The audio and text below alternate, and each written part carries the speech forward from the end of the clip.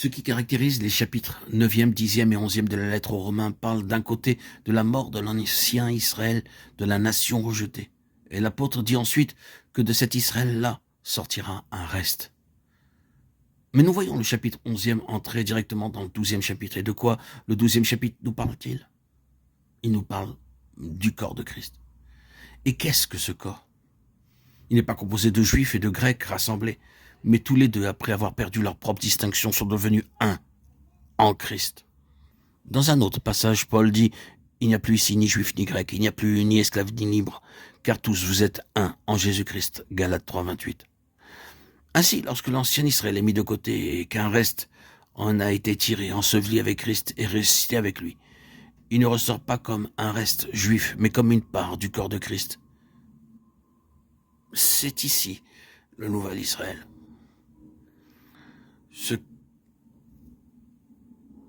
Ce qui serait et qui rendrait ce lien plus vaste est de revenir à Lazare. Le Nouveau Testament nous enseigne ceci: la croix du Seigneur Jésus ne guérit pas le vieil homme, elle le crucifie. C'est la difficulté pour la plupart d'entre nous. Soyons parfaitement honnêtes à cet égard. Nous désirons que le Seigneur vienne guérir notre vieil homme, qu'il fasse de lui un vieil homme bon, qu'il y enlève toutes ses fautes, tout ce qui est mal en lui, et toute sa nature pécheresse. La croix du Seigneur Jésus ne fera pas cela. Elle dit, aux yeux de Dieu, le vieil homme est mort et enterré. Notre vieil homme, dit Paul, a été crucifié avec lui, Romains 6, 6. Jésus n'est venu à aucun vieil homme pour le guérir et le rendre meilleur. Et cependant, durant toute notre vie, nous désirons que le Seigneur nous rende meilleurs. Jusqu'à la fin de notre vie, le vieil homme restera toujours le vieil homme. Mais avec cette différence. Dieu le considère comme enseveli, comme dans le tombeau, comme crucifié avec Christ. En Christ ressuscité, il y a une nouvelle création. C'est Lazare. Jésus ne voulut pas guérir Lazare de sa maladie. Et Dieu ne voulut pas guérir Israël de sa mauvaise nature.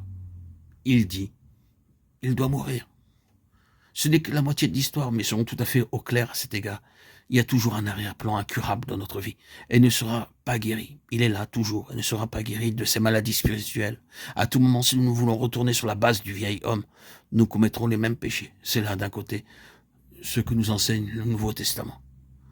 Mais la gloire sera dans ce qui est opposé à cet arrière-plan. Elle sera dans ce qui se trouve au-dessus de cet arrière-plan. Nous pouvons avoir un corps malade, car le Seigneur ne guérit pas toujours les corps malades. Il le fait quelquefois, mais pas toujours. Même chez les meilleurs des saints qu'il ait eus. Nous pouvons avoir une nature humaine malade, et nous savons tous que cela est vrai. Nous rencontrons sans cesse quelque chose qui nous trouble chez les uns et les autres. Oh, si seulement je pouvais oublier ce que ce frère est en lui-même, ce que cette sœur est en elle-même, je serais heureux.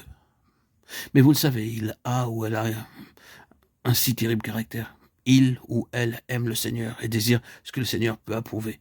Mais lorsque nous la rencontrons naturellement, nous ne trouvons ni en lui, ni en elle une personne facile à vivre.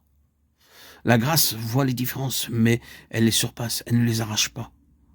Comme il en fut pour Paul, nous dirons tous à la fin de notre course, non pas que je sois parvenu à la perfection.